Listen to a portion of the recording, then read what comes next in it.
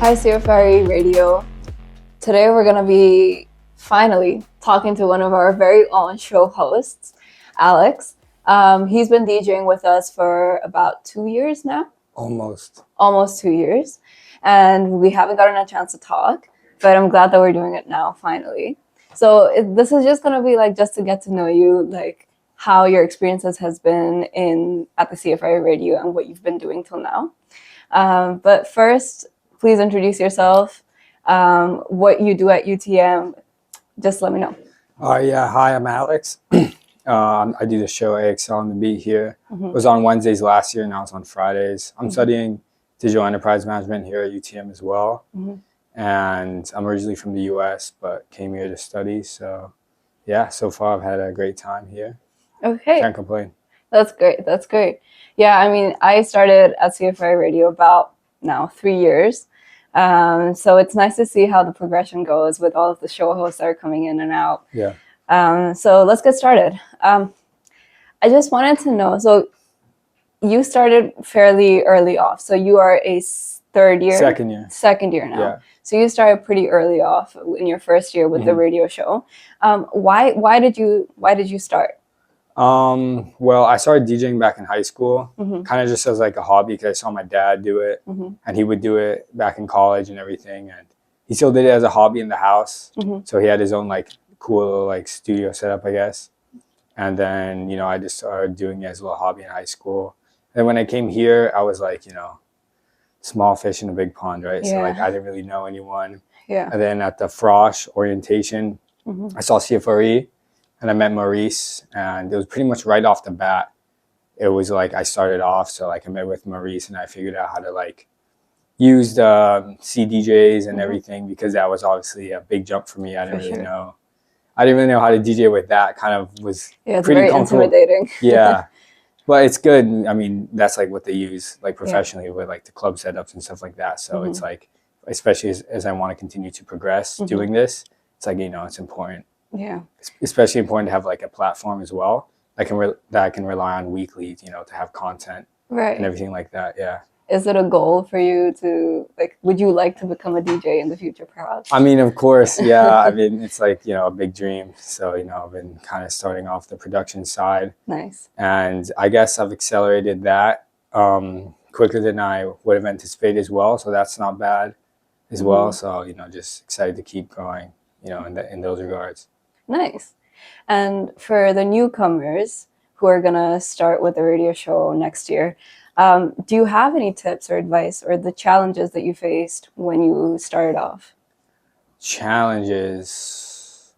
Well, I would definitely say, I guess the equipment, I guess if you don't know how to use it, like it took me, I guess I was practicing on the CDJs for like probably like a month before I actually did a first show.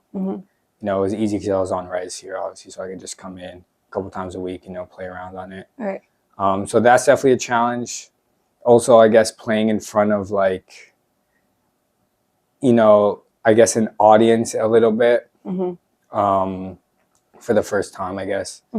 Yeah, I mean, this radio show was the first time I was playing like live, I guess, in front of like, and it was going to be saved on Twitch, right? So it's like, you don't really want to mess up and you don't really want to.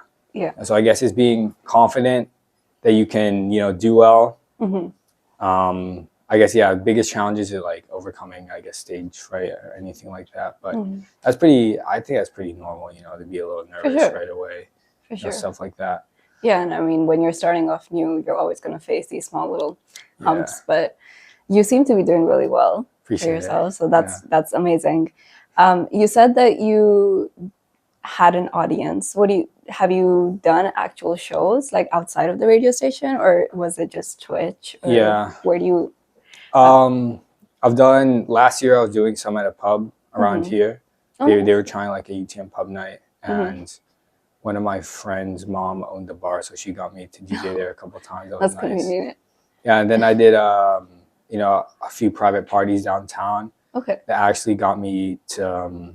I met some people and I got to DJ at a nice restaurant called Louie downtown Toronto. So that was pretty big as well because that's like a more high-end place. So, I guess without my resume, I guess now just I guess mainly now it's just trying to become better at production, because that really opens the door more, especially as like a house DJ. Yeah. You know, I've chosen not really to go like open format. I kind of want to stay in my niche, because it's kind of like what I look up to more, kind of how I see myself, going. So yeah. For sure. And I guess to get into the nitty-gritty part of your work, how do you choose what songs come into your playlist? Like how do you create a segment? So, I kind of like I've segmented it before. So like I've done some like shows where I just do like Latin tech, and then others where I do more like minimal deep tech, and then more recently it's kind of been mainly just my favorite songs recently. But especially when I was like recording, like I had like a summer mix. Those are kind of songs that I had mixed a few times before that I was comfortable with, like transitioning with more, just to make sure, just to give myself more of an edge. So it's like, sounds cleaner, because, uploading it to like SoundCloud, pinning it there. It's like, if anyone who comes across my page, that's gonna be the first thing they see. So yeah, just pretty much like, I always try and keep it up to date as well. So I could buy like 2 or 3 songs a week on Beatport, just add in some new spice in there, see what's on the top 100, see what's popping, yeah. That's so cool, because, I mean, I don't DJ, but I've always thought about how you guys make those transitions and how you make them so clean, and what kind of like songs, how you exactly know that this song will go and blend really well with the other ones. So it's a very difficult task, So how you do that is pretty cool. Yeah, a lot of it as well. There's some cues, like knowing that one intro is like 32 bars, for example. Like you kind of have to know the songs. You can't just play a new song that you've never mixed in before, right? Yeah. You kind of like listen to the song first, and then okay, so this one has a longer intro, so I'll bring it in sooner, or maybe I can loop this a bit. Yeah. And then like, or if there's a cool like effect that goes well. Yeah. With both songs, like maybe some drums work well with the kick of another song. That's how, you can mix in better. You kind of want to, vocal clashes is a big one. You want to like avoid stuff like that. That sounds really messy, but yeah, there's some cues you can see on the track layout as well. Like, usually with the frequencies, you'll be able to tell like what parts, like when the break is and stuff like that. So, kind of, how to work around it. Right. And also just by ear, For sure. Yeah. What is the platform that you use to mix all of your tapes?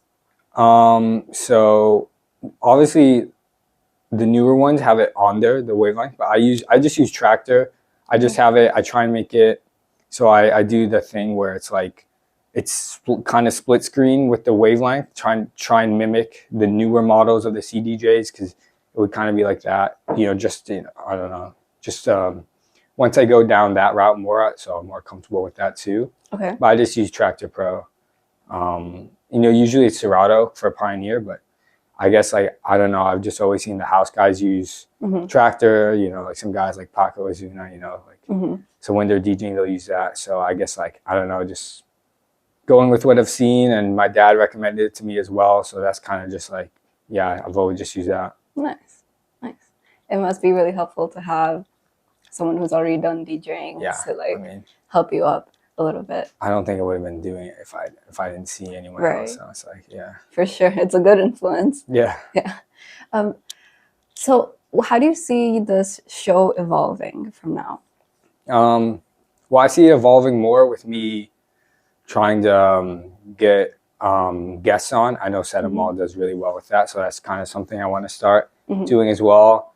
I don't know how it is like too much, to be honest, with the house scene here, or like how much more difficult. I know there's a lot more open format guys. I know there's a really big Caribbean influence as well with like open format DJs here in Toronto. So, maybe that helps him a bit. But yeah, just to have some guests on, also just use it as a platform to promote my own music. So I've been, always throw in like a demo or some unreleased stuff, or like something that's upcoming onto my mixes, just so like people can hear not only my mix, but what I've actually been able to produce myself. So it's like, you know, also, you know, test it out on some studio monitors as well. Can't really do that. You know, my roommates get a little mad when I'm blasting it. So it's like, For sure. yeah. I mean, yeah, right now it can be a little bit difficult, but once, you know, you have your own space for this, it's going to be much more easier. Yeah, for sure. I get that. And speaking of guests, I just wanted to know if you had the chance to have a celebrity or like a co-host or someone, who would it be for you? Oh, just like any DJ? Any DJ in the world. On the spot?